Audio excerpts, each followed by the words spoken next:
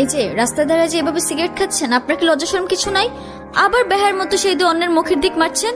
আপনার জন্য যার ফুসফুসটা নষ্ট হলো সে দায়ভার কে নিবে? আরে আপা, এইটুক দূরে যদি আপনার ফুসফুস নষ্ট হয় তাহলে আমার বন্ধু তো ফুসফুসই নাই। আপনার বন্ধুর তো ফুসফুস কিডনি কিছুই নাই, থাকলে কি এর এত বড় কাজ করার পর এইভাবে বসে থাকতে পারতো? তো এখন কি করতে হবে? সরি বলেন, এটা আবার আমাকে বলে দিতে হবে? এ আপা, আপনার সাহস তো কম না, আপনি কারে কি কইতেছেন? সরি। কি নাম তোমার? আঙ্কেল আরিয়ান। মুসলিম? জি আঙ্কেল। ও কি জানে না তুমি খ্রিস্টান? Are you crazy? একজন মুসলিমকে বিয়ে করবে তুমি? এখানে ওর কোনো দোষ নেই, ও যাই করছে সেটা শুধুমাত্র আমায় ভালোবেসে। দোষ যদি কারোর থেকে থাকে সেটা আমার।